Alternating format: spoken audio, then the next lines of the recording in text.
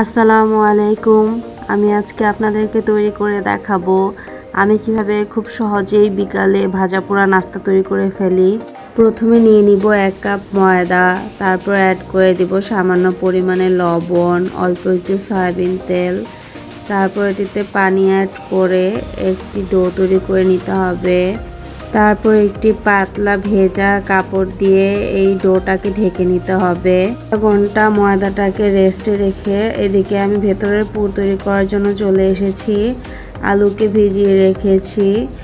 এখন একটি কড়াইয়ে সামান্য পরিমাণ তেল নিয়ে এটিতে পেঁয়াজ, এলাচ, দারচিনি এবং একটি মরিচ দিয়ে ভেজে নেব।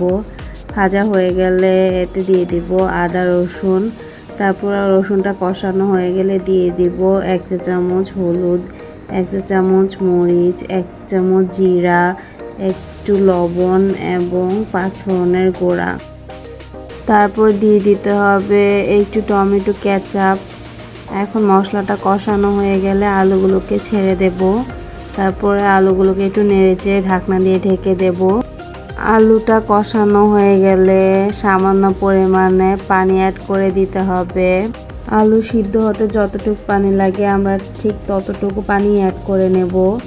তারপর আলুটা মাখা মাখা হয়ে আসলে ধনেপাতা দিয়ে আলুটাকে নামিয়ে নিব। এই তো আমাদের রান্না হয়ে গিয়েছে। এখন আমরা এটিকে ঠান্ডা করে নিব। এখন চলে যেতে হবে ডোয়ের কাছে। ডো অনেকটাই নরম হয়ে আছে।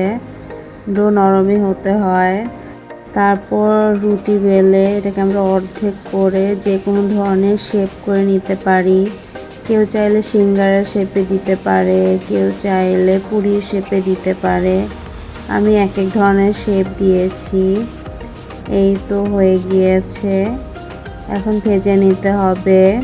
ভাজার ক্ষেত্রে এক পাশ হয়ে গেলে অপর পাশ উল্টে নিতে হবে। এই তো আমাদের মজাদার বিকালের নাস্তা রেডি হয়ে গেল। আশেপাশে পাখি ডাকাডাকি করছে, তাই ভয়েস ওভার দিতে খুবই সমস্যা হয়ে গেল। Thanks for watching.